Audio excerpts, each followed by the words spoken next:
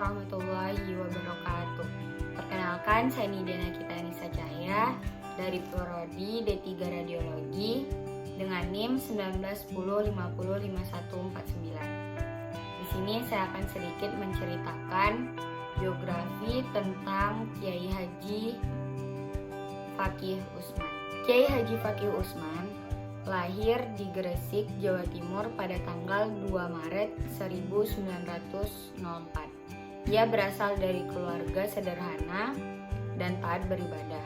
Fakih Usman merupakan anak keempat dalam keluarga yang gemar akan ilmu pengetahuan, baik ilmu pengetahuan umum maupun ilmu pengetahuan agama. Masa kecilnya dilalui dengan belajar membaca Al-Quran dan ilmu pengetahuan dari ayahnya sendiri. Menginjak usia remaja, beliau belajar di pondok pesantren di Gresik pada tahun 1914 hingga 1918. Kemudian, di antara tahun 1918 hingga 1924, beliau menimba ilmu pengetahuan di pondok pesantren di luar daerah Gresik. Dengan demikian, ia juga banyak menguasai buku-buku yang diajarkan di pesantren-pesantren tradisional. Kemudian, penguasaannya dalam bahasa Arab. Dia juga terbiasa membaca surat kabar dan majalah berbahasa Arab, terutama dari Mesir yang berisi tentang pergerakan kemerdekaan. Apalagi pada penghujung abad 19 dan awal abad 20, itu di dunia Islam pada umumnya sedang terjadi gerakan kebangkitan.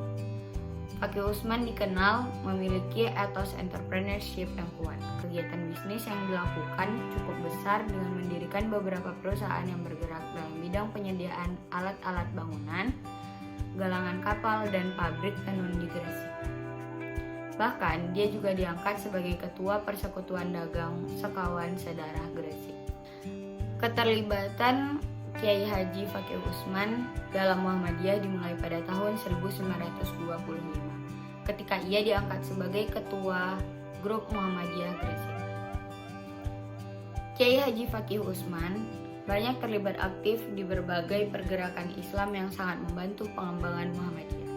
Dia pernah memimpin majalah Bintang Islam sebagai media cetak Muhammadiyah Jawa Timur. Kegiatannya dalam Muhammadiyah memperluas jaringan pergaulannya, sehingga ia pun terlibat aktif di berbagai organisasi masyarakat serta Majelis Islam ala Indonesia atau MIAI pada tahun 1937. Pada tahun 1940 hingga 1942, dia menjadi anggota Dewan Kota Surabaya. Lalu, pada tahun 1945, dia menjadi anggota Komite Nasional Indonesia Pusat dan Ketua Komite Nasional Surabaya. Pada tahun 1959, dia menerbitkan majalah Panji Masyarakat bersama-sama dengan Buya Hamka, Yusuf Abdullah Boar, dan Yusuf Ahmad. Majalah ini memiliki ikatan yang erat dengan Muhammadiyah. Dia juga ikut andil dalam Partai Masyumi sejak didirikannya pada tanggal 7 November 1945 dalam Muktamar Umat Islam di Yogyakarta. Mungkin sekian sejarah singkat dari salah seorang tokoh Muhammadiyah. Lebih dan kurangnya mohon dimaafkan. Terima kasih. Wassalamualaikum warahmatullahi wabarakatuh.